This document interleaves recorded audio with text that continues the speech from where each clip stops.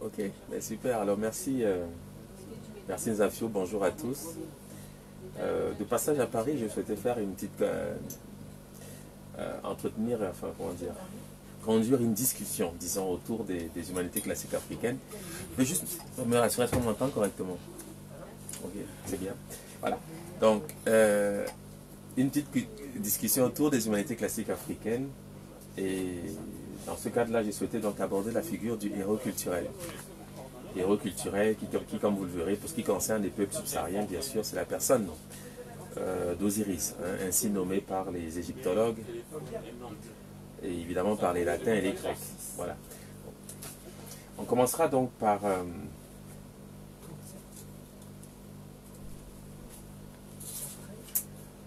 une définition. Qu'est-ce que c'est qu'un héros?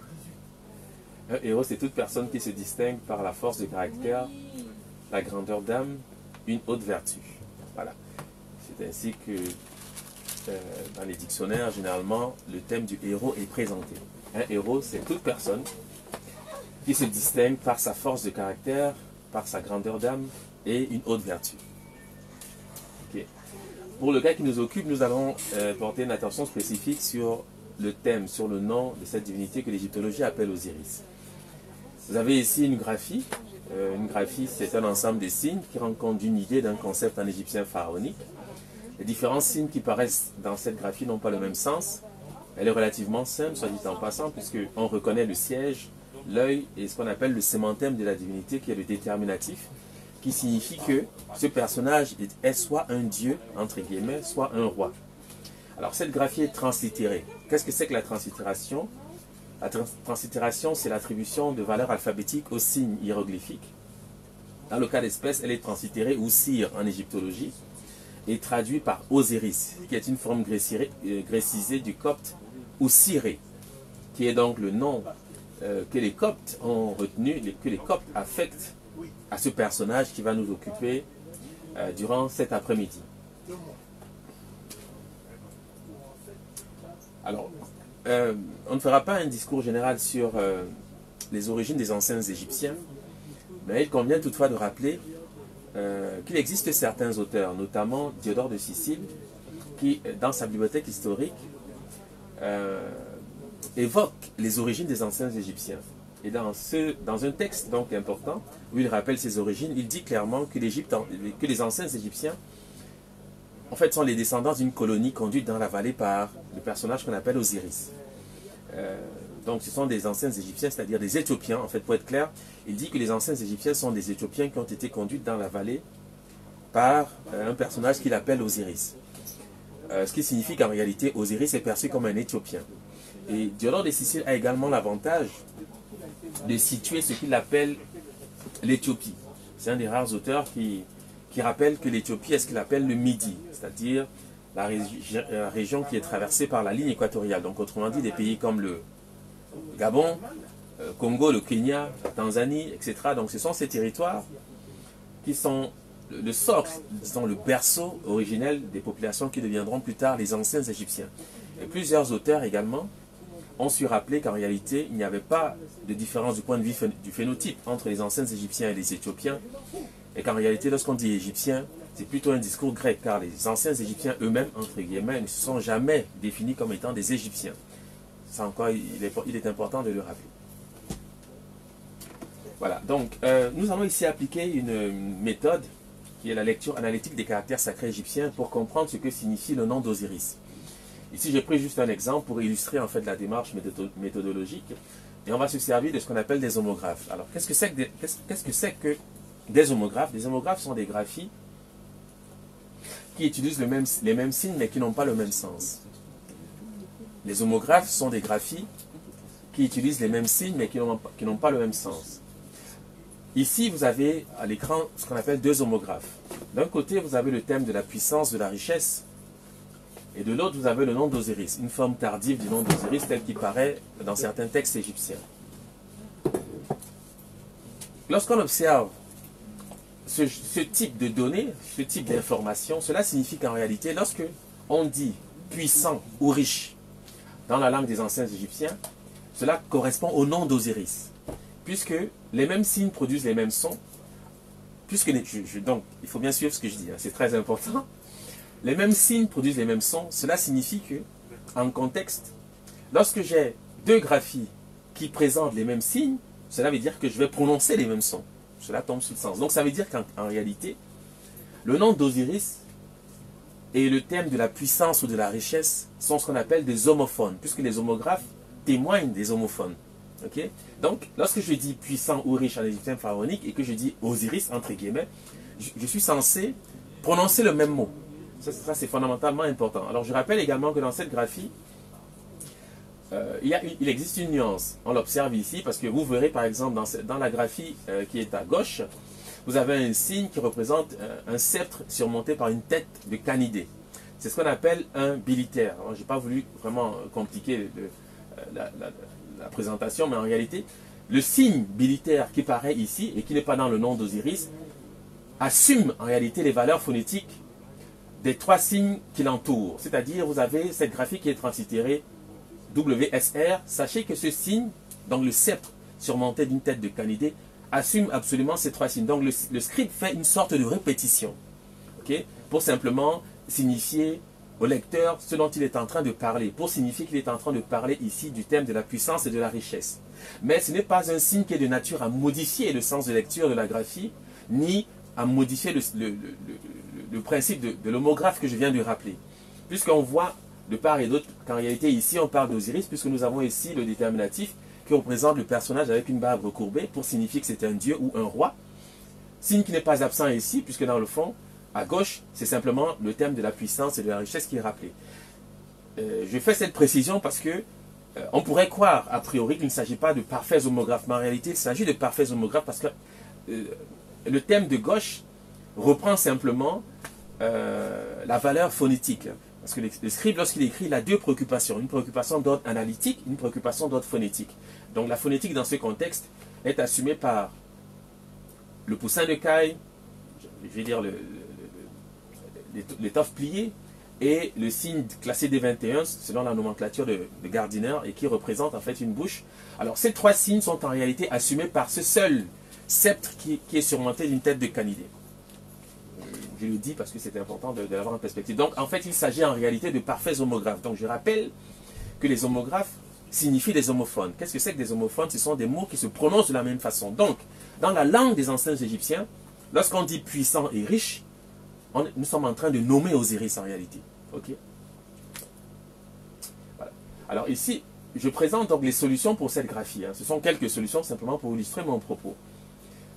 Le bagirmien, qui est une langue parlée du côté du Tchad, dit wassé pour dire la richesse. C'est la lecture effective de cette graphie. Quand vous observez la structure même phonétique rappelée par la translittération, c'est bien de cela qu'il s'agit. Donc en bagirmien, cette graphie est lue wassé qui signifie richesse. En soninké, c'est wassé qui signifie être suffisant, c'est-à-dire complet, accompli, riche, puissant, etc. Bref, c'est le thème de la complétude en réalité. Chez les Yoruba, c'est assez qui signifie puissance, qui est la lecture effective de cette graphie. En malinké, on dit wassa pour signifier suffisance, suffire. En bassa, mutation phonétique, on dit his pour signifier être complet. Parce qu'en réalité, le concept qui se cache derrière la notion de puissance, la notion de richesse, bien sûr, c'est le thème de la complétude. Parce qu'un riche, entre guillemets, est supposé être celui qui a évidemment une abondance de biens, etc. Donc, c'est l'idée de complétude en réalité qui est rappelée par ce contexte. Sauf que, vous le verrez, Osiris revendique absolument ces concepts du point de vue justement de l'idée de la complétude. Donc, je reprends pour que les choses soient relativement claires. Donc, cette graphie est solutionnée par ces quelques exemples qui suffisent pour finalement solutionner la graphie. En bagirmien, wassé, richesse. Soninké, wassé, être suffisant. Yoruba, assez, puissance. Malinké, wassa, suffisance, suffire. Bassa, his. Car la racine, c'est his. En réalité, on le voit à travers le Yoruba, qui dit AC, le bassa dira his. La structure phonétique est organisée autour de la lettre S, qui est en fait le terme usuel pour rappeler le nom d'Osiris.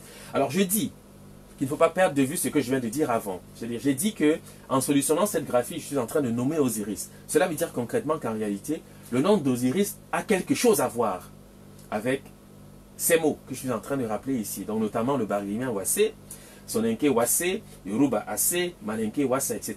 Okay. Donc, ceci nous permet d'atteindre un premier concept essentiel, très important. Parce qu'en réalité, on le verra quand on abordera les concepts, la personne d'Osiris incarne le concept de l'unité, qui est le premier principe. Je le dis de cette façon parce que vous devez comprendre d'où vient le nom d'Osiris et pourquoi il est Dieu, pourquoi il est le principe de l'unité, etc. Pourquoi autour de lui s'organisent en fait toutes les institutions de l'Égypte pharaonique. Bon. Dans les langues africaines, je prends l'exemple du Bakoko, qui est une langue connue, une langue du Cameroun. Quand on dit Osu, par exemple, qui est la structure phonétique rappelée par les mots que je viens de citer, notamment concernant la notion de puissance. Ici, je rentre maintenant dans les concepts. Osu en Bakoko signifie devant, avant. Mais dans les langues africaines, il faut savoir que la notion de primauté, et cela va sans dire, puisqu'en réalité, lorsqu'on dit premier, on parle de ce qui est en avant, de ce qui est devant.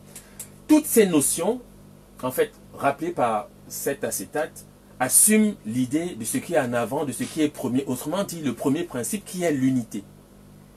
Même si cela ne se perçoit pas a priori, vous devez savoir qu'en arrière-fond, lorsque les Africains disent le visage, ce qui est devant, en avant, pour illustrer ce concept qui en fait se rapporte à l'unité, on utilise soit les yeux, on va donc dessiner soit les yeux, soit un visage en réalité.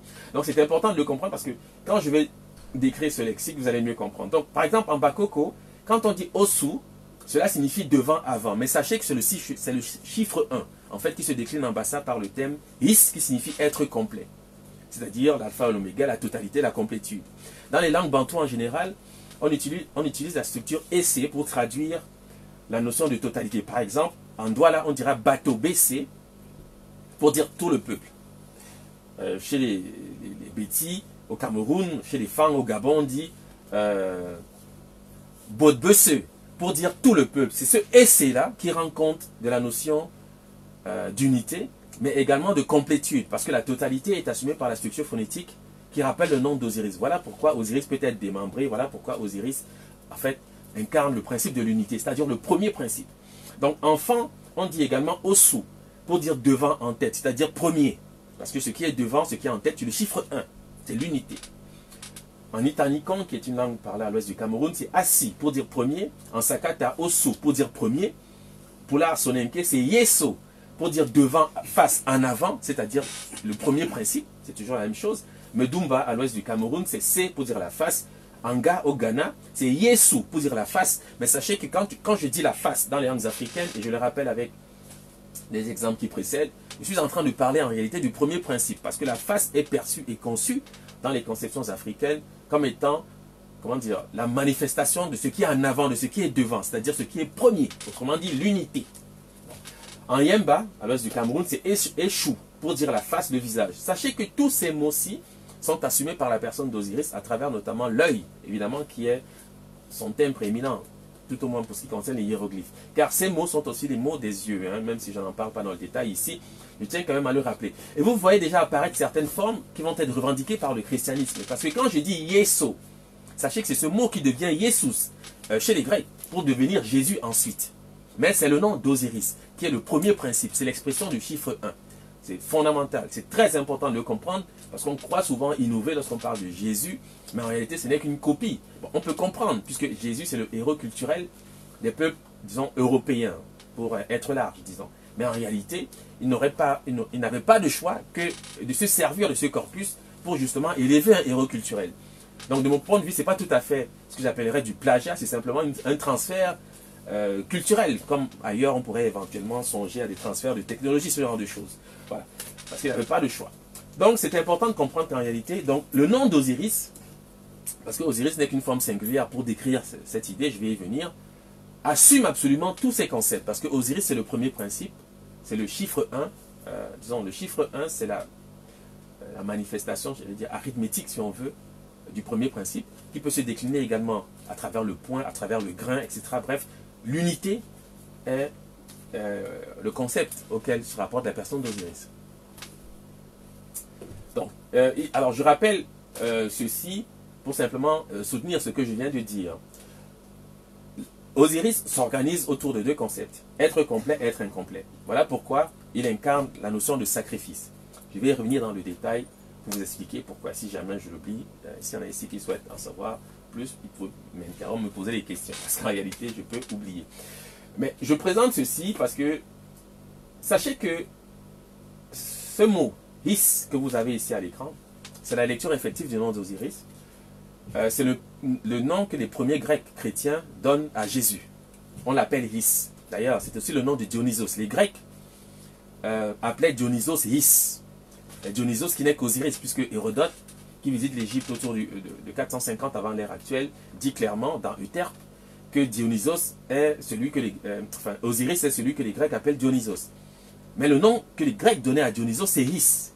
Ce His-ci est repris par le christianisme, qui en fait une sorte d'anagramme, si on veut, pour signifier Jesus hominem salvator. Mais évidemment, c'est du grec. Et avant cela, c'est un mot africain, puisqu'en bassa, His signifie être complet. Voilà. Donc, les latins ont simplement saisi l'opportunité pour y voir une manière, en fait, de justifier de cette structure dans, j'allais dire, la culture latine qui revendiquait justement le christianisme, pour en faire Jesus hominem salvator. Et c'est également l'emblème des jésuites, que vous voyez ici, par exemple, ça c'est l'emblème du pape actuel, qui est un jésuite, et on voit marquer His. Mais sachez que c'est le nom d'Osiris. C'est la structure phonétique qui permet de lire cette graphie. Parce qu'en bassa, par exemple, pour dire s'asseoir, on dit Yis. Pour dire l'œil, on dit Jis. D'accord? La structure phonétique, c'est His. Donc si je veux lire cette graphie en bassa, je vais dire His, qui signifie être complet. Puisque la racine qui se dégage de la lecture effective de cette graphie en bassa, s'asseoir, c'est His. L'œil, c'est Jis. La racine, c'est His, qui est le nom, en fait. Alors, ici, vous avez ce qu'on appelle le copte. Le copte, qu'est-ce que c'est? Le copte, c'est la langue qui est réputée être le stade final de la langue parlée par les anciens Égyptiens. Donc c'est un pas sûr lorsqu'on veut comprendre ce que disaient les anciens Égyptiens. Et en copte, pour dire Jésus, parce qu'il est copte, aujourd'hui vous le savez, il y en a certains qui sont chrétiens, pour dire Jésus, ils disent indifféremment His ou Hissus, pour dire Jésus. Hein? Ils disent bien His, qui est la structure phonétique utile pour lire le nom d'Osiris. Pourquoi j'insiste sur cette donnée? Car ce n'est pas quelque chose de fondamental, puisque dans le fond, on peut considérer la chose d'un point de vue historique et comprendre que Jésus en fait est une copie tardive de la figure d'Osiris. Mais c'est important de comprendre que nous sommes dans une démarche de restauration et que nous n'allons pas inventer une nouvelle religion, nous n'allons pas inventer, j'allais dire, le fil à couper le beurre. Parce que beaucoup de kémites sont dans une démarche de rejet sans comprendre. C'est-à-dire, vous le verrez quand je vais développer même autour de la notion de la croix, vous verrez que en fait ce sont des concepts qui sont fondamentalement attachés aux traditions, c'est-à-dire aux institutions traditionnelles africaines. On ne peut pas faire de civilisation sans mobiliser ces concepts. Donc il est question simplement de les restaurer avec le bon paradigme et de comprendre de quoi il s'agit, puisqu'il y a eu dénaturation, il s'agit en fait de retourner à quelque chose de relativement authentique. Mais pour ce faire, il faut d'abord comprendre avant éventuellement de trier, disons, départir le bon gré de l'ivraie. Mais on ne peut pas tout jeter d'un bloc sans comprendre. Donc, c'est pour ça que j'insiste, parce que souvent, quand on entend parler de Jésus, on croit que c'est un personnage qui a marché à Jérusalem, je ne sais quoi. Non, c'est le nom d'Osiris. Donc, de fait, cela implique automatiquement la non-historicité du personnage biblique de Jésus. Parce qu'il ne peut pas, y en avoir 10 000 déisses. C'est Osiris qui est simplement adapté, tardivement, pour en faire un personnage historique, enfin, dans le sens où héros culturel, parce que Osiris, c'est le héros culturel des peuples éthiopiens, c'est-à-dire des peuples noirs.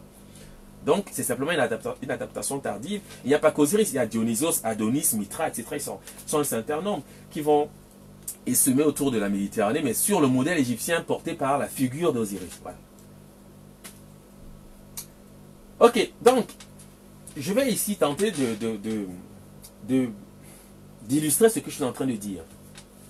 Parce que vous avez dans l'historiographie, tout au moins en égyptologie, vous avez deux discours qui peinent à se réconcilier. D'une part, vous avez Diodore de Sicile. Diodore de Sicile, qui est Diodore de Sicile? Diodore de Sicile, c'est un auteur grec qui a vécu autour, disons, du 1er siècle avant l'ère actuelle, qui a publié un ouvrage monumental appelé La Bibliothèque historique. Livre dans lequel il dit, et je vais le rappeler à l'introduction, que l'Égypte antique, c'est une colonie d'Éthiopiens fondée par Osiris. C'est ce qu'il dit. En égyptologie, on trouve des artefacts dans la vallée du Nil, dont notamment cette palette qui est appelée la palette du roi Narmer. Et on prétend que c'est ce roi, entre guillemets Narmer, mais je salue d'ailleurs notre cher frère, la bibliothèque Tamiri, qui prend ce nom. On prétend que c'est ce roi qui a réalisé donc l'unification de la Haute et de la Basse Égypte. Okay, à travers une institution qu'on appelle la ou le Sématawi, dépendamment des auteurs, on peut dire la Sématawi ou le Sématawi. Donc c'est lui qui aurait réalisé l'unification de la Haute et de la Basse Égypte. Mais vous voyez qu'en fait, d'un côté, les Éthiopiens ont dit à Diodore de Sicile, puisqu'il s'est entretenu avec les Égyptiens et les prêtres éthiopiens qui vivaient en Égypte, on lui a dit que l'Égypte qu'il visite en ce moment, c'est une colonie d'Éthiopiens fondée par Osiris. Mais dans les documents retrouvés donc sur site, donc en Égypte, évidemment, on trouve ce roi qui aurait lui réalisé donc l'Égypte telle qu'elle nous est donnée, c'est-à-dire l'unification de la Haute et de la Basse Égypte. Alors, ce que je vais vous montrer aujourd'hui, c'est qu'en réalité, il n'y a pas de différence entre celui qu'on appelle Narmer en égyptologie, le personnage qu'on appelle Osiris. C'est ce que je vais vous montrer à travers le principe de l'unité. Alors, l'Horus Narmer, bon, il y a plusieurs façons d'écrire son nom ici, c'est quelques relevés que vous trouvez dans les manuels d'égyptologie, je ne vais pas insister, mais en général, son nom s'écrit avec quoi? Le poisson-chat, c'est-à-dire le silure, et le burin ou le ciseau du charpentier. Okay, c'est ce qu'on trouve ici, par exemple. C'est une illustration relativement un peu reconnaissable. C'est-à-dire, vous avez le poisson-chat d'un côté et le ciseau de charpentier ou le burin, dépendamment de comment la chose est appréciée. Mais enfin, son nom s'écrit de cette façon. Et c'est donc translittéré nar pour ce qui concerne le poisson-chat et mer pour ce qui concerne le ciseau de charpentier ou le burin. C'est comme ça que c'est lu en égyptologie. Mais maintenant, nous allons aller dans le détail pour comprendre de quoi il s'agit. Alors, ce nom apparaît évidemment sur la dite palette. Vous avez le roi ici qui porte la couronne de Basse-Égypte, la couronne rouge de Basse-Égypte. Vous avez son nom inscrit juste à côté de la couronne pour que chacun voit clairement de quoi je suis en train de parler. Donc, le poisson-chat, c'est-à-dire le silure, et le burin, ou le burin de charpentier, etc. Ça peut être un burin, ça peut être un ciseau, bref, c'est un objet coupant. Okay? Ici, vous avez une graphie, c'est-à-dire un groupe de signes qui rendent compte d'une idée, d'un concept ou d'un objet. Ici, en l'occurrence, il s'agit donc du nom du poisson-chat. Okay? Du nom du poisson-chat. C'est translittéré nar. C'est comme ça que les égyptologues lisent cette graphie nar, d'après les signes. Bon, je passe les détails. Donc, ici, vous avez donc, 3 signes qui précèdent le déterminatif. Le filet d'eau, qui rend compte de la lettre N. La main, la lettre A, entre guillemets. Et le signe D21, c'est-à-dire la bouche, qui rend compte de la lettre R. Donc, voilà pourquoi c'est lunar, qui est censé être donc le nom de ce poisson. Okay. Alors, moi, ce que je dis maintenant, c'est que nous allons appliquer la méthode Kuma, c'est-à-dire la lecture analytique, pour comprendre exactement de quoi il s'agit. Nous savons que les mêmes signes produisent les mêmes sons. Je vais refaire l'exercice que j'ai fait tout à l'heure avec Osiris. Vous allez voir, c'est toujours le même modèle qu'on applique. Puisque les mêmes signes produisent les mêmes sons, cela veut dire qu'en réalité, les homographes sont des homophones. C'est-à-dire que si je dis poisson-chat dans la langue des anciens Égyptiens, et je dis miséricordieux, bon, avoir pitié, dans la langue des anciens Égyptiens, je vais prononcer le même mot. Puisque le dernier signe qui ne paraît pas dans cette graphie, qui est le signe classé D21, n'est pas de nature, vous le verrez, à modifier la lecture. Quand vous avez ce type de relation, sachez qu'en réalité, vous avez ici ce qu'on appelle des homographes. C'est-à-dire des signes qui partagent, enfin des graphies qui partagent les mêmes signes. Hormis le déterminatif qui change, parce que c'est le déterminatif qui modifie le sens. Ici, le déterminatif, c'est le poisson, donc je sais que je suis en train de parler du poisson. Ici, le déterminatif, c'est un œil fardé, c'est-à-dire un œil fardé, c'est-à-dire maquillé, si vous voulez. C'est ça. Donc, le sens, évidemment, va changer. Et vous verrez pourquoi, en fait, c'est le thème de la miséricorde. Parce que les mots de la beauté sont les mots de la miséricorde dans les langues africaines. Voilà. On va le voir à travers quelques illustrations ici. Donc, voilà. Cette graphie qui désigne le poisson, tout comme cette graphie qui signifie miséricordieux, assume en fait, ces deux graphies sont solutionnées par ce tableau. Okay? En mandinka, qui est une langue mandingue, comme vous savez, on dit niais pour dire le poisson. Okay? Je donne cet exemple, cela suffit parce que, étant donné que je travaille beaucoup avec les langues mandingues, je sais que c'est un terme générique au sein des langues mandingues pour dire le poisson. Donc, cette graphie ne se lit pas nar, quoi qu'on en dise, même si on trouvera certaines structures phonétiques qui permettent de le rappeler. Mais dans les langues africaines, vous pourrez vérifier. Pour dire le poisson, c'est plus souvent niais que nar. Et je sais qu'en mandinka, niais c'est le poisson, mais en bambara, niais c'est l'œil. Voilà pourquoi je sais que ce sont des homographes. Quand on rentre dans l'analyse, on comprend. En bambara, niais signifie œil, devant, face, vue, etc. Voilà, et vous comprendrez pourquoi tout à l'heure. Mais maintenant, pour ce qui concerne la miséricorde, être bon, avoir pitié, en bassa, par exemple, on dit nia, c'est la beauté. Je donne l'exemple du bassa, cela suffit, mais en bambara, on dit kenye, par exemple, ou kenyi, pour dire la beauté. C'est toujours un dérivatif de niais, qui signifie œil, vue, devant, qui est évidemment le thème d'Osiris. En teke, au Gabon, on va dire nia, c'est la pitié en bambara, c'est une mutation phonétique, inversion de phonème, on dit iné, mais c'est le même mot. Nia et iné dans les langues africaines, c'est le même mot, c'est ce qu'on appelle des mutations phonétiques. En bambara, iné, c'est la pitié, la miséricorde. Le copte utilise exactement le même mot. Le copte dit né ou niais pour dire pitié. Et en bambara, je l'ai rappelé tout à l'heure, on dit niais pour dire devant, vue, l'œil, etc. en avant. Okay? Donc c'est encore l'expression du premier principe. Pourquoi j'insiste ici? C'est pour bien vous indiquer qu'en réalité, il peut y avoir des nuances quant à la description des graphies, mais l'état des langues africaines témoigne qu'il s'agit effectivement d'homographes. Parce que dans les langues africaines, pour dire poisson, et vous verrez que c'est plus souvent le nom du poisson plutôt que du poisson-chat. Parce que quand on parle du poisson-chat, c'est déjà un poisson, mais qui est singulier. Mais généralement, ici, c'est le thème du poisson en général. Okay? Donc, on se rend compte qu'il s'agisse du poisson ou du thème de la miséricorde, puisque les signes se répètent dans les deux cas et que ce sont les mêmes signes, tout naturellement, dans les langues africaines, nous allons aussi observer ce même phénomène qui consiste à rappeler qu'il s'agit en réalité d'homophones, c'est-à-dire des mots qui se prononcent de la même façon. Okay. Donc voici pour ce qui concerne la première partie du nom de ce personnage qu'on appelle Narmer. En Maninka, je maintiendrai le niais, mais j'aurais pu multiplier également avec le Bambara, le Malinké, mais le Mandinka suffit pour statuer sur la valeur effective, tout au moins du point de vue de la lecture de cette graphie. Donc, on passe. Maintenant, concernant ce second signe, qui représente donc le burin, le couteau du charpentier, etc., qui est translittéré mère. Il est translittéré mère parce que c'est le nom du couteau dans les langues mandingues, de ce qui est coupant. En bambara, on dit muru. Voilà pourquoi c'est translittéré mère, c'est-à-dire MR. Mais le mot réel, parce que dans l'exercice de lecture que nous pratiquons, dans le cadre de la lecture analytique, nous tenons à avoir les vrais mots, parce que les mots sont des vibrations. Alors, on ne va pas dire mère parce que c'est une convention. Non, le mot existe dans les langues africaines. En bambara, on dit muru pour dire le couteau. Mandinka, c'est le même mot. Kakabe, qui est une langue mandingue de Guinée, c'est le couteau. En Soussou, mutation phonétique, muri, c'est le couteau. Donc, j'ai, en illustrant le fait de cette manière, solutionné les deux parties qui permettent de lire le nom de ce soi-disant roi qui aurait fait l'unification de la haute et la basse Égypte. D'un côté, je sais que ce signe se rapporte au nom du poisson, qui en mandinka est niais.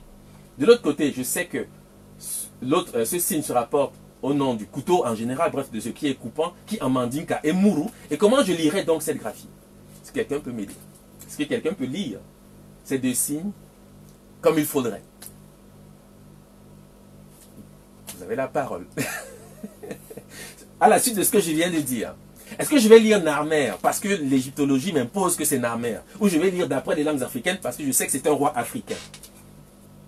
C'est une question que je pose.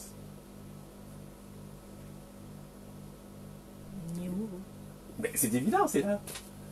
Non? Niemuru. Niemuru. Voilà la structure phonétique à laquelle appelle ce nom. Maintenant, tu vas passer, je vais vous dire ce que c'est. Parce que pour l'instant, évidemment, on ne comprend pas. Vous devez savoir que Muru, dans les langues africaines, signifie l'homme. En général, chez les Bantous, c'est le cas. Mor, Muru, Mutu, Muntu, c'est l'homme. Chez les Bambara aussi, c'est le cas. On dit Moro ou Mogo pour dire l'homme. En Bambara, cette graphique que je vais vous présenter, qui passe donc pour être le nom de Narmer, se lit Niemogo ou Niemoro, qui signifie le dirigeant, le dévancier, l'aîné, celui qui précède le chef, c'est-à-dire le chiffre 1, l'unité, ce qui est en avant, ce qui est devant. Nie en Bambara signifie ce qui est en avant, devant. Donc c'est l'homme qui est en avant, le premier, C'est ça qui est Narmer. Niemogor, ou d'ailleurs c'est une épithète de Sundiata Keita, qui signifie le bâtard. Pourquoi? Parce que les héros culturels ont toujours un père inconnu, puisqu'ils sont venus au monde par eux-mêmes. C'est la raison pour laquelle, par exemple, dans la Bible, vous avez ce personnage de Joseph, qui n'est pas le père de l'enfant, parce qu'en réalité, Jésus apprend les habits de Sundiata Keita. Voilà pourquoi on dit Niemoro ou Niemogor quand on parle de Sundiata Keita, qu'on traduit par bâtard. Parce que son père n'est pas connu en réalité, même si dans les textes, bon, les Djeli vous diront que son père c'est Magan Konfata. Bon, ça c'est une autre histoire. Je ne veux pas aller dans le détail, mais on pourrait y revenir. Donc, vous avez le Bambara, domaine soudanais. En Ewondo, c'est une langue dite bantou, parlée au Cameroun par exemple, mais qui est apparentée au Fang. On dit Niemoro ou Niamoro, qui signifie aîné, doyen, vieux, supérieur. C'est encore l'expression de celui qui vient avant. Sachez que chaque fois que vous avez la projection vers l'avant, c'est-à-dire ce qui est en tête, ce qui est devant, c'est le chiffre 1 qui est masqué derrière cela. Et chez les Beneux, dont je suis affilié par ma mère, le héros culturel, c'est Neboro, qui est la transcription de Nyamoro, hein, qui signifie le sauveur des hommes. Né signifiant limite ou sauveur. Okay? C'est comme ça que ça se traduit. Donc, Narmer pour les égyptologues, Niemoro pour les peuples éthiopiens, qui a en fait l'expression de l'unité, l'expression du chiffre 1 et qui est assumée par la personne d'Osiris. Voilà pourquoi vous trouvez indifféremment des personnes pour dire que cette colonie a été fondée par Osiris et d'autres pour dire que cette colonie a été tout au moins unifiée par ce personnage qu'on appelle Narmer. Derrière ces deux images, en réalité, se cache l'expression de l'unité du chiffre 1 manifeste à travers le vocabulaire revendiqué par les graphies qui permettent vraiment d'illustrer ces personnages. Enfin, tout au moins d'illustrer les noms de ces personnages. C'est ce que je voulais quand même montrer et rappeler. Donc, en Bambara, c'est Niemoro ou Niemogo, qui signifie dirigeant, dévancier, aîné, celui qui précède le chef. Niamoroche, dans les langues Fang, Beti, Boulou, etc., apparentés, aîné, doyen, vieux, supérieur. C'est comme ça que je lis cette graphie. Maintenant, pour montrer que, évidemment, ce n'est pas un thème qui est resté en Afrique et que d'autres peuples, notamment les Grecs, ont usé du même paradigme pour justement élaborer la figure de leur héros culturel. Je vais prendre l'exemple de Cadmos. Cadmos est un personnage éminent de la culture grecque, du monde grec, de la mythologie grecque. Cadmos, c'est le fondateur de la ville de Thèbes en Béotie. C'est lui qui passe pour avoir apporté les lettres de l'alphabet aux Grecs. Il passe pour être un Phénicien, mais c'était un Égyptien puisque son père, qui est Agénor, était égyptien. Donc, Agénor, roi de Phénicie, a eu un fils, il y en a eu plusieurs, enfin il y en a eu 3, mais je vais parler essentiellement de Cadmos, qui va faire une quête, puisque Zeus, entre guillemets, aura enlevé sa sœur qui s'appelle Europe. Zeus va enlever sa sœur qui s'appelle Europe, et son père va lui demander d'aller retrouver sa sœur pour la ramener dans le royaume. Donc il va partir comme ça vers l'Europe occidentale. Finalement, il va s'arrêter dans un site qui va devenir Thèbes en Béotie. Il va fonder là une ville qu'il va appeler Thèbes, probablement en mémoire de la Thébaïde, ou de la Thébaïde, qui est en fait la grande ville égyptienne. Ce qui montre que les Phéniciens, en fait, étaient des Égyptiens, tout au moins des anciens Égyptiens, ou en tout cas des Éthiopiens, je peux le dire de cette façon. Donc, je vais parler de Cadmos pour vous montrer en quoi c'est pertinent d'aborder la figure du héros culturel à travers le principe de l'unité, tel que je tente en fait de l'illustrer. Bon. Il s'agit bien sûr de questionner le fait d'après l'étymologie d'abord, puisque lorsque vous avez un nom a toujours une signification. Et pour comprendre finalement de quoi il s'agit, il faut évidemment comprendre ce que veut dire le nom en question. C'est ce que nous allons voir. Puisque Cadmos passe pour être un Phénicien, la plupart des auteurs ont souvent pensé qu'il fallait rechercher des solutions pour le nommer au sein des langues sémitiques. C'est peut-être ce qui peut être pertinent, puisque les langues sémitiques ont une relation très étroite avec certaines langues africaines, puisque de toute façon, les peuples sémites étaient en Afrique et la civilisation a d'abord été en Afrique pour ensuite passer dans le monde sémitique, etc. Donc il y a beaucoup de mots en partage au sein des langues africaines et au sein des langues sémitiques. On lira généralement dans les manuels de vulgarisation que le nom Cadmos vient de l'hébreu Kodem, qui signifie avant-orient. C'est toujours le même principe, c'est-à-dire ce qui est devant. Hein, ne perdez jamais ceci de vue, car vous verrez que c'est répétitif. C'est pour signifier l'unité, le chiffre 1, de toute façon, quoi qu'on dise. Mais en Gaze, qui est une langue d'Éthiopie, bon, aujourd'hui morte, mais une langue d'Éthiopie quand même, le même mot apparaît. On dit Kadam pour dire premier, Kedum, le dévancier, Kadami pour dire premier avant, Kedma, hein, ce qui devient donc Cadmos pour dire préséance premier, c'est-à-dire celui qui est en tête et celui qui est en avant. Donc c'est une traduction de Niemogo, une traduction de Niamoro, c'est le même thème en réalité. Kadima pour dire en premier lieu, Kedem pour dire de face en face, c'est toujours les mêmes symboles qui sont sollicités. Kadam est pour dire ancien premier, ou Kadem ou Kedem pour dire l'Est, l'Orient, puisque le soleil évidemment se lève à l'Est. Donc, ce que je veux montrer ici, c'est que bien sûr, on trouvera des solutions au sein des langues sémitiques, mais le gaze, qui passe évidemment pour être une langue sémitique, puisqu'il y a une affinité remarquable entre le gaze et les langues sémitiques, mais c'est une langue africaine d'Éthiopie, il faut quand même le dire, et c'est bien de le rappeler et de montrer qu'en réalité, une langue comme l'hébreu ou l'arabe, etc., ont beaucoup à voir avec certaines langues africaines, notamment les langues parlées en Éthiopie. Et le gaze témoigne effectivement de l'étymologie exacte de ce personnage, et qui montre qu'en réalité, il ne s'agit qu'une transcription du thème Niemoro, c'est-à-dire le premier, le dévancier, l'aîné, c'est cela. Hein, le premier, le dévancier, en avant, la face, etc. C'est le thème d'Osiris, parce qu'Osiris, ce sont les yeux. Osiris, c'est les yeux, c'est la face, c'est le regard. Ok, voilà. Alors, je dis ceci. En Grèce, le mot Thébé ou Thébaï est accolé à une ville qui aurait été fondée par Cadmos. Ça, c'est ce que j'ai rappelé, héros civilisateur de la Grèce, venu de Phénicie et dont le père, un roi nommé Agénor, est présenté comme d'origine égyptienne, dans les textes grecs même. Selon le mythe que les Grecs ont imaginé, Cadmos partit à la recherche de sa sœur, la princesse Europée, raptée par Zeus, aurait offert aux Grecs les lettres de l'alphabet en reconnaissance pour lui avoir laissé la vie sauve. Le nom que porte Europe, la sœur de Cadmos, est dérivé du phénicien, Ereb, qui signifie soir, couchant, occident. Donc, ça veut dire qu'en réalité, parce que Cadmos, je ne l'ai peut-être pas dit, représente le soleil, hein, c'est le soleil. Lorsqu'on dit que Cadmos a quitté l'Est pour aller vers l'Ouest, dans une démarche de quête, puisqu'il recherchait sa sœur, c'est la course du soleil qu'on est en train de décrire en réalité. Parce que le mot Europe vient de Ereb, qui signifie soir, couchant, occident, et origine, c'est-à-dire... c'est de là que vient les toponymes Arabie, par exemple, lorsqu'on parle de l'Arabie, ou de l'Europe. Quand on parle de l'Europe aujourd'hui, ça vient de Ereb, qui signifie le soir, le couchant, l'Occident. Okay? Anne d'Acier fait remarquer que l'Arabie a été ainsi nommée du mot hébreu arabe, qui signifie noir, qu'au lieu d'arabe, on dit Ereb. Alors ça, c'est une note que je rappelle simplement, qui procède d'une auteure qui s'appelle Anne d'Acier. Pourquoi j'insiste ici? Parce qu'en réalité, chaque fois qu'on parle de l'Arabie, ou même lorsqu'on dit arabe, on pense que ce sont des sémites qui sont nommés arabes. Mais c'est une erreur évidemment, puisque l'histoire témoigne d'un fait tout à fait curieux. Et même encore aujourd'hui en Turquie, lorsqu'on dit arabe en Turquie, ce mot signifie noir. Parce que lié évidemment à l'Occident. Donc quand on dit Arabie, et notamment l'Arabie Félix, c'est-à-dire le Yémen, c'était des territoires, ou les Sabéens si vous voulez, c'était des territoires qui ont été historiquement peuplés par des peuples, des populations au phénotype carbonisé. Évidemment, c'était des kémites. Voilà. C'est pour ça que le mot arabe ne désigne pas les populations qu'on appelle arabes aujourd'hui. Même si, par facilité, on les appelle les arabes. Le mot arabe signifie noir.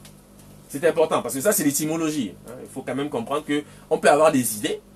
On peut dire, parce que par facilité en français, le mot arabe renvoie aux sémites. Mais quant au fond, l'étymologie arabe en turc, je vais le montrer tout à l'heure, arabe en turc signifie noir. Et je vais l'illustrer par un personnage d'ailleurs. En Turquie, le mot arabe désigne un noir. Le folklore turc donne une multitude d'exemples se rapportant à cette idée. La lettre P, inexistante en arabe, est systématiquement remplacée par un B. Ainsi, de arabe, on a fait arabe. Un exemple est relevé par Ahmet Ali Selikten, qui a vécu de 1883 à 1969, dit arabe Ahmet, c'est-à-dire Ahmet le Noir, africain naturalisé turc, premier pilote de chasse d'ascendance africaine de l'histoire contemporaine. Je vais vous le montrer tout à l'heure. La géographie ottomane appelait arabe le territoire couvrant l'actuelle Syrie, la Palestine et certaines parties de l'Anatolie du Sud, qui étaient des territoires peuplés par des Éthiopiens, c'est-à-dire historiquement des Africains, entre guillemets. Okay? Territoire qui coïncide avec le pays des Phéniciens. Le mot phénicien, Ereb, soir, est passé dans la langue grecque sous une forme Erebos pour désigner les ténèbres ou l'obscurité. Donc les Grecs, lorsqu'ils parlent d'Ereb, c'est une divinité, ils ont personnifié le fait, et c'est une divinité du monde souterrain, qui incarne l'obscurité, les ténèbres, etc. Voilà. Et vous avez donc ici ce personnage qu'on appelle Ahmet Ali Selikten. C'était un chasseur, c'est-à-dire un pilote de chasse durant la Première Guerre mondiale. Il est là. hein, avec ses collègues turcs. On l'appelait Arab Ahmed parce qu'il était noir, parce que arabe signifie noir. Hein, je le montre pour que chacun quand même puisse en témoigner. C'est important de le rappeler. Et ce n'est pas une démarche qui vise essentiellement à comment dire, à déranger les idées que les uns et les autres peuvent avoir. Parce que je sais qu'un pays comme en France, par exemple, lorsqu'on parle des Arabes, on pense immédiatement aux Sémites. Ce n'est pas un terme qui désigne les Sémites. C'est un mot qui signifie noir. Et les faits sont là pour le rappeler. Puisque tous les territoires aujourd'hui peuplés par les Sémites, y compris l'Égypte pharaonique, même aujourd'hui, ce sont les territoires qui ont été historiquement peuplés par les Éthiopiens. Voilà, donc c'est important quand même de le rappeler. Voilà. Donc, Ahmed Ali Selikten dit Arab Ahmed, Ahmed le Noir, en compagnie d'aviateurs turcs. D'accord? Enfin, il passe pour être le premier pilote de chasse de l'histoire, enfin, d'origine africaine, de l'histoire contemporaine. C'est lui. Voilà. Donc, ceci pour rappeler que donc, finalement, le terme Europe, évidemment, puisque associé à l'Occident, est évidemment dans la même description. Je pense que c'est inutile pour moi de le rappeler, mais enfin, vous avez compris hein, ce que signifie Europe. Voilà. On passe. Alors, donc en hébreu, Kodem avant Orient, en Gez, Kadem devant, Est, Orient. Alors, en phénicien, ce qui est intéressant, c'est qu'on dit Assou pour dire l'Est, qui est le mot pour dire la face. Je l'ai montré tout à l'heure dans les langues africaines, notamment en Bakouk, on dit Ossou. Enfin, on dit Ossou pour dire devant la face.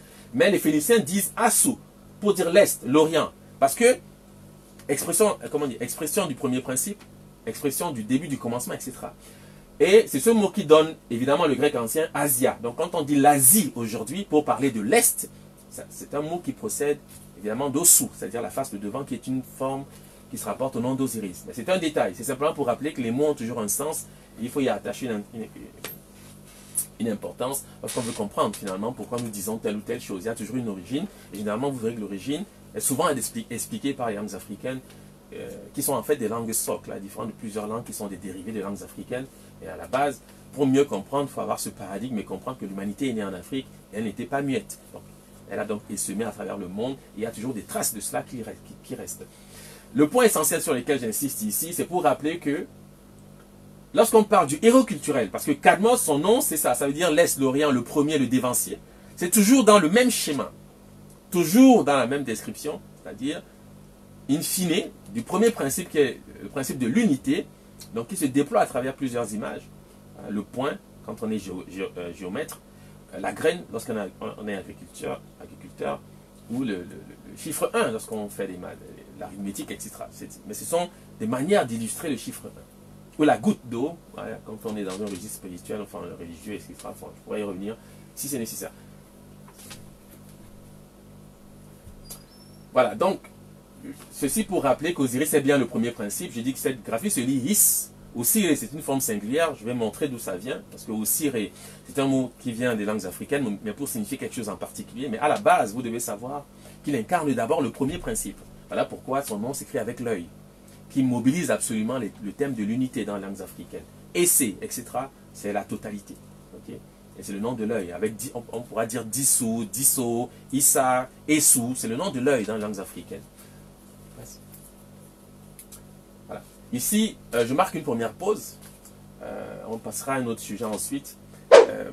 Ceci pour juste m'assurer que ce que j'ai dit jusqu'ici est compris. Si vous avez quelques questions, je pourrais y répondre. Et on passera à un autre sujet. Donc, s'il y a quelques questions, je peux y répondre. Il est où